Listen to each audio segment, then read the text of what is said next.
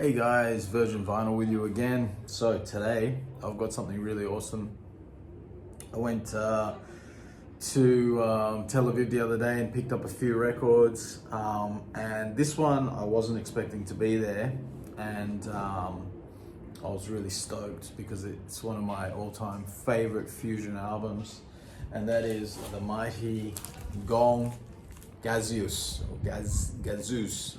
Not sure how you're supposed to pronounce it. But I believe it's French for espresso. So the follow-up album to this is Espresso 2. Of course, hang on, let me just fix that angle a little bit.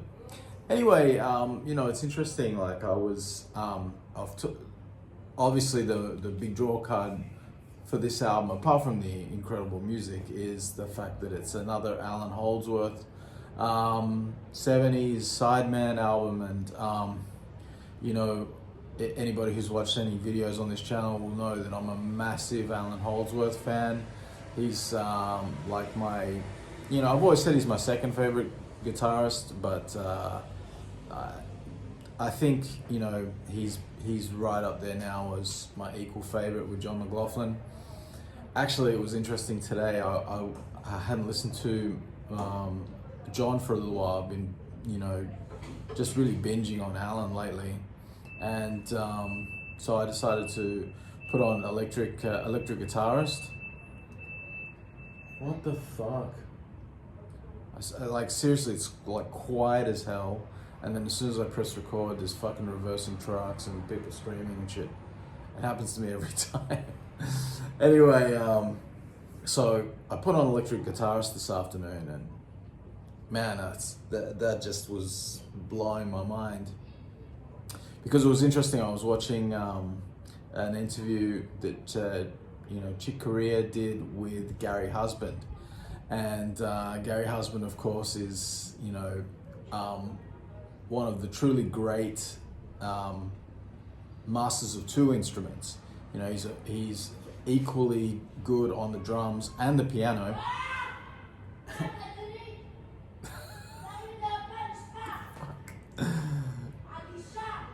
Yeah, okay.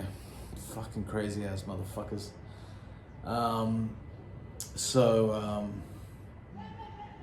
Anyway, he's doing this interview with Chick, and Chick's, they're talking about piano and drums and all this sort of stuff, and then Gary Husband mentions to Chick about the track that Chick is on from Electric Guitarist. So that sort of was what was the impetus for me wanting to listen to that track, because they were kind of talking about it, and Gary was sort of discussing the drumming and all sorts of stuff, and it just really and I was like, I don't need many reasons to put that album on. So anyway, I was listening to that, and it got me thinking about how why are guys like John McLaughlin and Allan Holdsworth my favorite guitarists? And all the other guys that I would consider favorite guitarists, what is it about them? I listened to Electric Guitarist, and then I listened to Love, Devotion, Surrender with Carlos Santana, and it was really interesting listening to that because John has such an easily recognizable sound, and so does Carlos. As soon as Carlos starts playing, it's him, and both of them have this incredibly distinct sound and personality on their instrument. I then put this album on, and of course Allan has his incredibly unique, distinctive sound, and for me that's the thing that really, there's a million guys out there who can play as fast or faster than those guys. Shredders who can do insane things on their instrument, but for the most part, most of them just sound all the same. They all just sound it would be almost impossible for you to, if you didn't know the music and you just heard that guitarist taking a solo, you wouldn't know that, you wouldn't be able to just pick him out, unless you were a real dedicated fan. But even then, I reckon that most of the shredders and modern players, you'd have a real hard time picking them out. One, because especially in I think across many genres, but maybe not so much in jazz, but in metal, for example, they're all using the same plugins and stuff like that. So they all have very similar sound as well. Anyway, so it's interesting that there was this era in the 70s when there was it just seemed like every great musician had such a distinctive, instantly recognizable sound and character. And I don't know, it's like that's the thing that I'm most attracted to, and that's why I love albums like this, because they're so distinct. You've got this and there is an ocean of jazz rock fusion, just like every other genre. Like, there was so many albums made in the 70s, and there's a lot of really cool ones, really ones that are definitely worth having. But there's certain ones that are essential because they just are so incredibly unique and amazing and groundbreaking and distinct. They really are their own thing, and this album is one of those albums. This is one of the greatest jazz rock fusion albums ever made, and it's got some of Allan's most. I was going to say it's got some of his best playing, but everything has got some of his best playing. Anything that he plays on, he's always incredible. I think he's the most consistently incredible guitarist ever, and this album was sort of, I guess it was around the middle of this string of albums that he did as a sideman in the 70s that was absolutely jaw-droppingly good. Like, all those fusion albums he did, from how do you say it, Inning Bottom I don't know how to say it properly. Inning Bottom's Wrench, I think, is the name of the album, which is, it's okay. Then there's Tempest, which is incredible, really cool, Deep Purple style kind of stuff with Allan Holdsworth and Ollie, what's the guy's name? Ollie Hassel? Ollie's, what the fuck? Forgotten the guy's name. He's also a great guitarist, Ollie something. Hassel, I can't remember his last name. Then he did Ian Carr's album Belladonna. He did Jean-Luc Ponty. He did Tony Williams' Lifetime. All incredible. And it's funny because it's when Allan finally did go solo and record the IOU album, which is his debut album and is my personal favorite, I think, of the Allan Holdsworth solo albums. Just fucking incredible. Mainly because it's I think this is finally the chance of Allan getting to be free. And I really like the compositions. I really like the singing on it. It makes it really unusual, and so it's this jazz fusion album that's sometimes kind of proggy, but it's kind of just its own thing. There's really nothing quite like it. And then and the drumming, of course, of Gary Husband is awesome. I love Gary Husband's drumming. He just has this thing where he really understands. He's one of those drummers who understands that fusion needs to have that power in it, that real sense of rhythm and time, and he has it, in spades. He's all over that album, and fantastic stuff.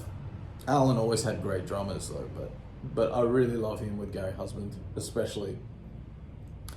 But Allan had used up his last bit of money. He even had to sell his guitar and his amps to finish the paying for the mixing of that album. And when it was and they couldn't get it released because no record labels thought it was commercial. They were playing they had this incredible music, groundbreaking, insane, the greatest music, and they were playing in these fucking shitty British venues where there was only handful of people in there, and half the time they weren't even there for Allan. They were there, just to have a drink in the pub. And there was even instances of when they started playing, and the tavern owner ran up on stage and told them, guys, stop! Don't you realize that all the patrons are here? When are you going to start playing the songs? Thinking that their incredible fusion was just them like tuning up or something like.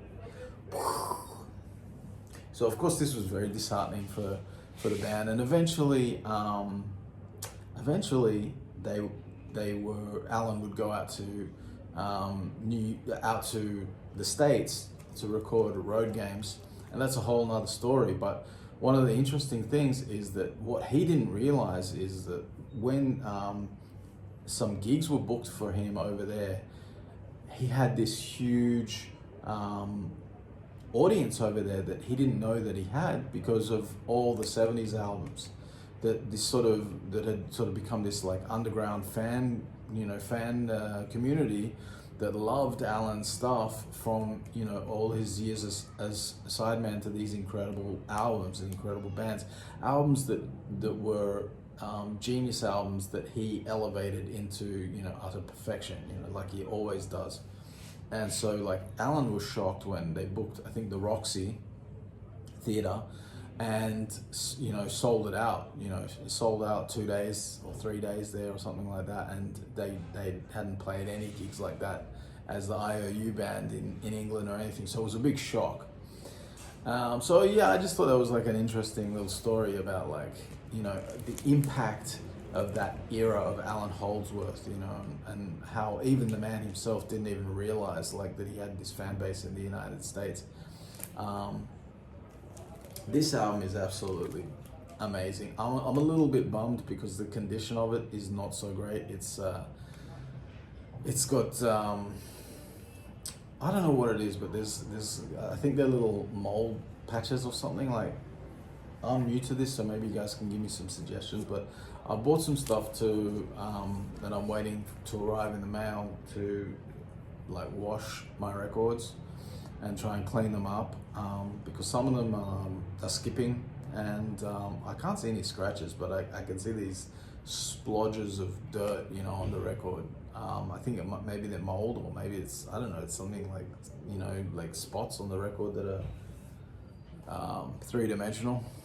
Anyway, so hopefully that'll fix it up. But luckily, it's not too bad in the sense that the first two tracks, which have Allan blasting, are fine, and on side two, it's mostly pretty good. There's only some skipping like right at the end of the last track. So I'm mostly still getting like all of Allan blowing, so that's it's sort of still passable, but it is a bit of a bummer, when you bring home a secondhand record and it's skipping. But these are the things that like, this is part of the journey of doing this whole vinyl thing. I'm learning along the way. So, hopefully this the stuff that I've like ordered to wash the record will do the trick, and I'll be able to save this. I was able to also get my hands on the second album, Espresso 2. I'll show that in another video. Also the same kind of problems, unfortunately, but it's cool to have them, and hopefully after cleaning them up, that will save the day. But this is an absolute masterpiece. And what's interesting about this band, of course, is that GONG started off right at the beginning of the 70s as a really psychedelic progressive rock band, completely, well, I don't want to say completely different, because there were elements of fusion in the music. There always was a little bit of that jazziness in there, but it also had this completely sort of crazy psychedelic goofball comedy and weirdness, like totally like mushroom music, and once Pierre Moerlen, the drummer, got control of the band, and there was like a whole, many of the people that were in the previous incarnation left, and then he had the band, and it was kind of a whole new lineup in a way. and it became a fusion band. They became a jazz rock fusion band, and an absolutely incredible one on this album especially. So anyway, guys, if you love your jazz rock fusion and for whatever reason you haven't heard this album, definitely remedy that. But I'm sure any jazz rock fusion fan will know that this is one of the all-time greatest jazz rock fusions ever made. Anyway, guys, that's it for today. Do me a favor and hit the subscribe button and like, and let me know what's your favorite Gong album. Do you love this one? Are you more of a fan of the progressive, weird, psychedelic craziness, or do you like your jazz rock fusion like I do? All right, guys, that's it for today. Catch you later.